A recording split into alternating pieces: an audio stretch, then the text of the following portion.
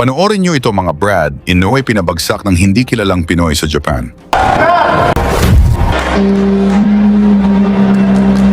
Tunay na labanan, balitang boxing, pag-uusapan. Sa mundo ng boxing, isa ang Japan sa pinakamahirap na lugar para sa mga Pilipinong mandirigma.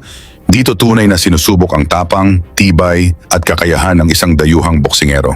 Hindi lamang mabibigat na body shots at disiplinadong estilo ang kailangang harapin. Nariyan din ang suporta ng buong arena para sa hometown fighter. At kapag umabot sa desisyon, alam ng bawat dayuhang boksingero kung gaano kahirap maiuwi ang panalo. Hindi rin maikakaila ang malaking impluensya ng magkapatid na Inoue sa mababang dibisyon ng boxing. Ang tinaguriang monster na si Naoya Inoue, isang undisputed world champion at isa sa pinakamapanganib na boksingero sa buong mundo. At ang kanyang nakababatang kapatid na si Takuma Inoue, na naging kampeon din ng WBA sa bantamweight division. Maraming mahuhusay na mandirigma ang nabigo laban sa magkapatid. Pero sa kasaysayan ng Philippine boxing, may isang Pinoy na walang takot na hinarap ang isa sa kanila sa mismong teritoryo ng Japan. Mula sa Polomolok, South Cotabato, isang mandirigmang hinubog ng hirap, disiplina at matinding determinasyon.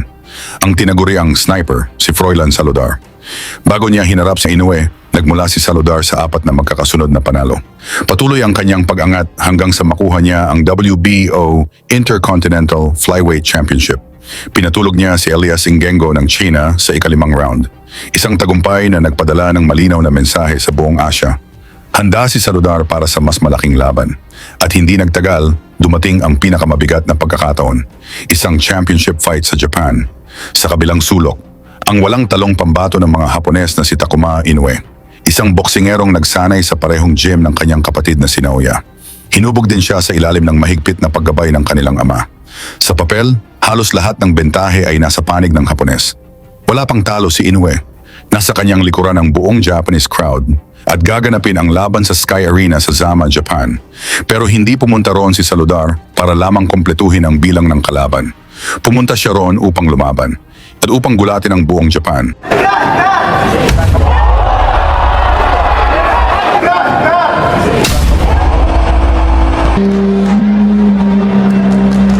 Bago yan, pa-like at subscribe na lang kasama ang bell. Malaking tulong yan sa aming mga content creator. Sa pagtunog ng unang kampana, agad nagpakawala ng malalakas na suntok ang dalawang mandirigma. Nakasuot ng asul na trunks si Saludar, habang itim naman ang suot ni Inoue. Parehong mabilis ang kanilang mga kamay.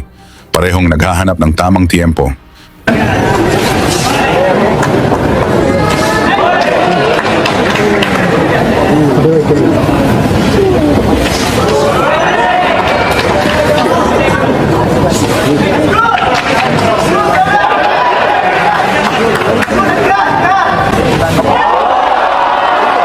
Pero sa gitna ng palitan, isang malinis at mabigat na suntok ang pinakawala ng Pinoy. Direktang tumama kay Inoue at bumagsak ang Hapones sa lona. Umangat pa ang kanyang mga paa dahil sa lakas ng pagkakatama. Sa loob ng ilang segundo, natahimik ang arena. Hindi makapaniwala ang mga Japanese boxing fans sa kanilang nasaksihan. Ang kanilang walang talong pambato ay pinabagsak ng isang Pilipino. Mabilis na nagsimula sa pagbibilang ang referee, pero nagawang tumayo ni Inoue at ipinagpatuloy ang laban.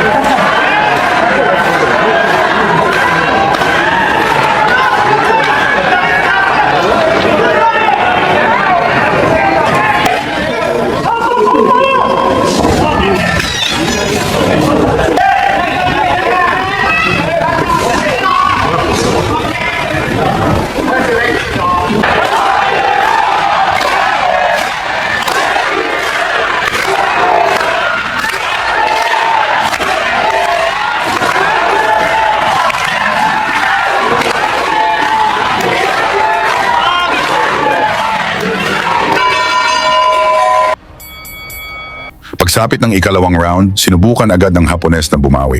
Mas naging agresibo siya, mas mabilis ang kanyang mga kombinasyon, at mas determinado siyang mabawi ang kontrol sa laban. Pero hindi natinag si Saludar na natili siyang kalmado. Hindi siya nagpadala sa ingay ng crowd, at hindi siya umatras sa bawat pag-atake ng kalaban.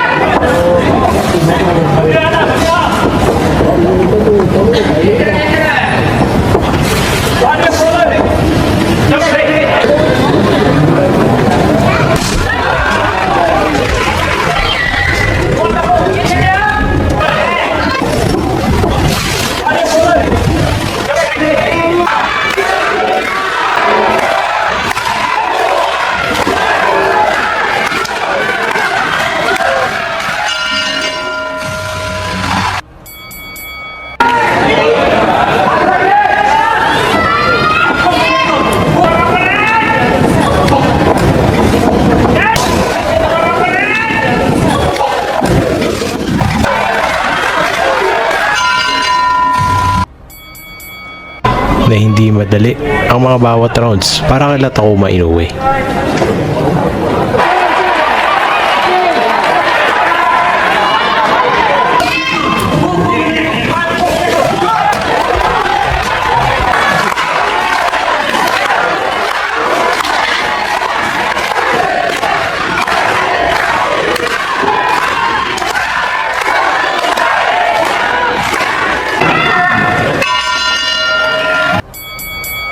Habang lumalalim ang laban, lalong uminit ang kanilang sagupaan. Nagpalitan sila ng mabibigat na suntok at matutulis na kombinasyon. Parehong naghahanap ng pagkakataong makakuha ng malinaw na kalamangan.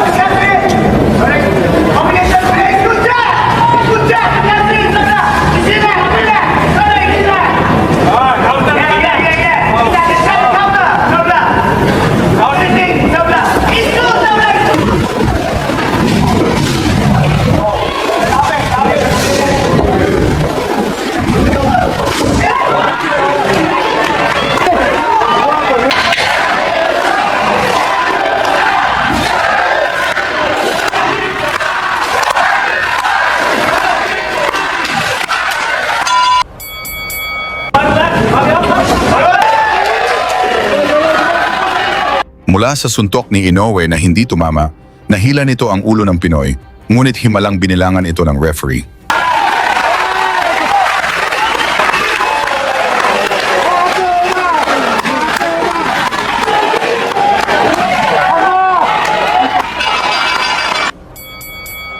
Nagpalitan ng kombinasyon ng dalawang panig, parehong naghahangad ng malinaw na panalo.